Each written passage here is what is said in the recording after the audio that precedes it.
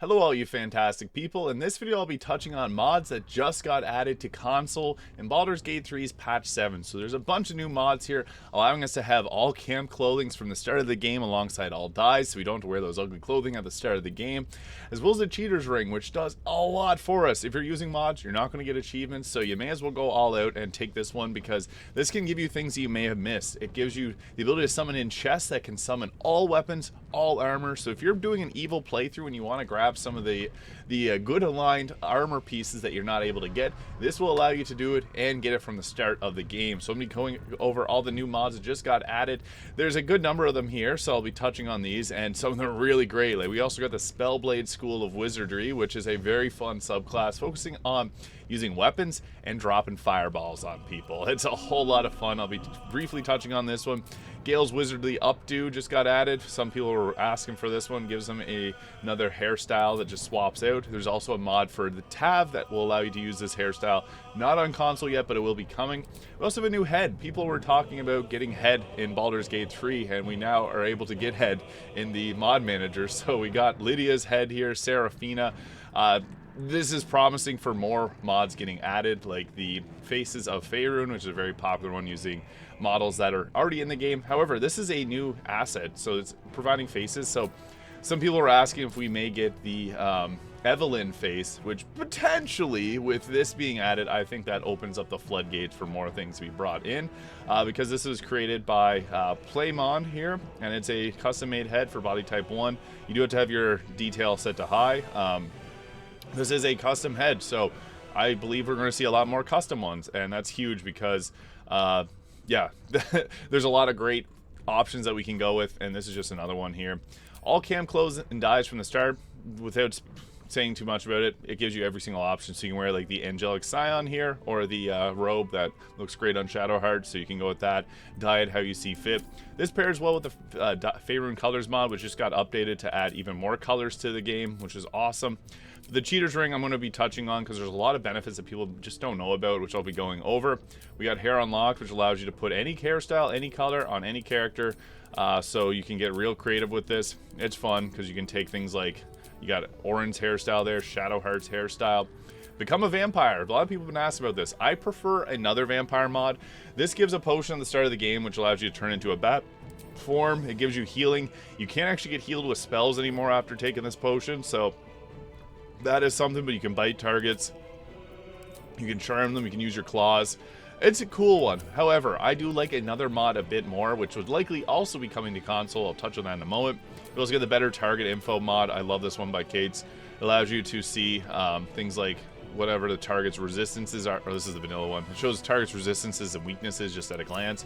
Very beneficial. And then the Glowing Tiefling Eyes restored. This allows tieflings to have their eyes glow.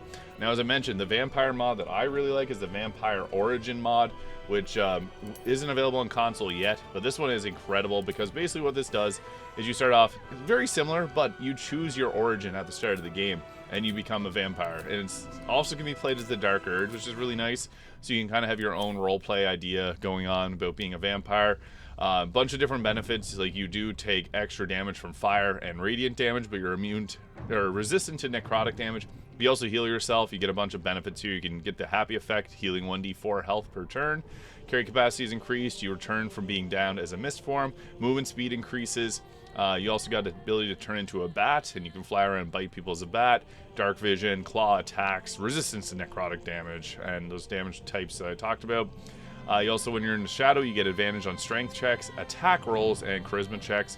At level 2, you get the ability to turn into shapeshift, speak with the dead, resistance to piercing, bludgeoning, and then you also get to be able to control an undead creature at level 8, and at level 10 you get a wolf companion. I like this vampire mod a bit more, but both of these are cool. So yeah, I'll show off the Cheater's Ring here now. So the Cheater's Ring can do a lot of cool things for us. So once you summon in the mod, it's really as simple as just go into your inventory. It'll actually add the Cheater's Ring right to your inventory. And with this, you can see here, it adds a plus 20 to all dice rolls. These are passives that you can enable or disable. We have the cheat always critical success, so that you always hit a critical success success 100% of the time. It doesn't work 100% of the time, I should say. It's mostly, since the way dice rolls work in the game, and also never critical fail. Doesn't always perfectly work, but it's a good chance of working most of the time. There's also the God mode toggle, so you can become immune to all sources of damage. There's the damage boost, so you can add 500 points of damage to all attacks. You can add your ability scores to 200, and you can auto wash your character. And then you also get the Cheater's spell scroll, which is a big point of this. So you can see down here, we got our plus 20 to all dice rolls. We got the ability to get 100% on saving throws, and you can have one of these at a time. You can set your ability scores to 100, plus 500 damage. So if you go to attack anyone, you're gonna deal a ton of damage. So yeah, you can see there, 512. Oops, I'm sorry, Minsk. I'll pick you back up, brother. So yeah, the spell scroll here is the big point, because this is actually quite huge. So with this Cheater spell scroll, you can see we got a bunch of extra spells. Now, what do these do? Misty Step basically has near infinite range, and you can use this any number of times. So you can just use this to teleport around, and doesn't care about line of sight. You can just teleport really to wherever you can. So boom, Misty Step, fly your way around. So this is great early on in the game if you need to access some different areas that are a little bit harder to reach. Opulent Revival, resurrect all fallen companions and heal them all as if they had long rested. So you can go ahead with this, and you're going to see there, Mint's going to get his health back. So really powerful spells. We also got our Greater Restoration. Mass Fly allows us to fly around infinitely. Greater Invisibility, so this gives us obviously invisibility, and it's very strong to all our companions. Great for sneaking around. True Seeing allows you to see all invisible creatures. Knock will break open any lock. It's great in the Shard Temple. Create Water will give a huge level 6 Create Water. This is one of my favorite spells because it'll double lightning and cold damage. So you can use that to create a bunch of ice surfaces if you'd like. Very nice to do that. And we also got ourselves the ability to create Speak with Animals at will and Speak with the Dead. Then we got Guidance, gives a plus 20 to all dice rolls, so even further going ahead with that. We also have the Cheater's Magic Missile. These do 60 D20 plus 300 force damage, killing anyone on sight. Same with the ice and also the insta kill here. So this can't target players, but yeah, you can see it does a lot of damage. We can also turn any creature into stone there. So boom, we petrified Minsk again, and now he's turned into stone. But with that, we can also revive anyone, take them out of the petrified state. So that's cool. And there's also the ability to flesh into gold. This is a spell that you can get at one point in the game. So we turn Minsk into gold, and we'll just turn him back there just so you can see the effects. But there is some really cool ones here, which I'll be getting into. So we can go ahead here and summon in a chest with all armor.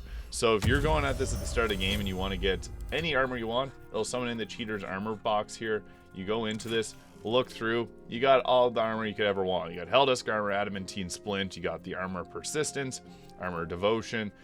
So you can really fine-tune your builds with this, doing whatever you want. It has it doesn't have every single armor, but it has a good portion of them all. And yeah, even got luminous armor. So if you wanted to play through again without going and collecting everything, you can get yourself all the armors right from the beginning of the game, and some of them are very powerful. So yeah, that is one mod that I think a lot of people will enjoy. So I just wanted to touch on that.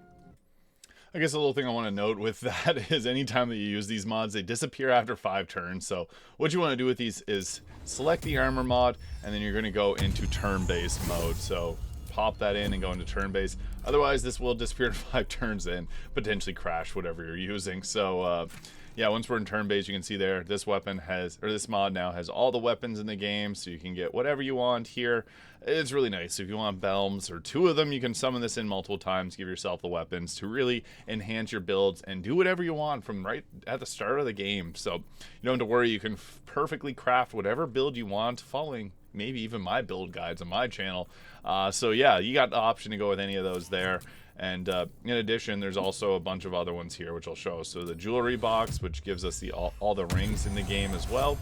So we go to look at this mod, and we're going to have every single option for jewelry, from necklaces to even ones like this here. This is exclusive to Gale. So yeah, you can even get any of these here. So it's nice for build crafting purposes. There's also some other benefits here. So you can see here, Mind Flayer Parasite Bag. If you want to get yourself unlimited Illithid abilities for all your characters, you can go ahead with this. This pairs well with the mod that gives you gives you the ability to go ahead. So see there, we got our 21 Illithid tadpoles. I didn't previously have those.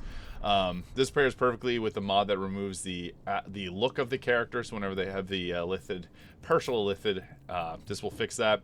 We also have the ability to summon in a tutorial chest, and this is huge because a lot of mods will actually use a tutorial chest. So you can see there, we got ourselves tutorial chest now in our inventory, and we go to look at it. I got 500 ones here, so I have some cool mods that give ourselves like the sort of Dante from Devil May Cry, so you can see that. Pretty cool.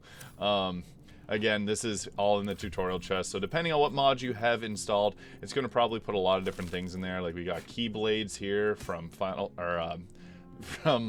Kingdom Hearts, so you can see there Keyblades. I even have the Giant Guts Greatsword here. We got ourselves even Bloodborne mods, so these are really cool. These are all external mods that I've added in from Nexus mods, which will hopefully find their way into Baldur's Gate 3. And in the tutorial chest, there's another Cheater's Ring, so if you want to add that to another character, I had someone asking if that was possible. So yeah, there you go. There's your answer. But yeah, the tutorial chest will likely have a bunch of items for you here. We already got like 400 items in this.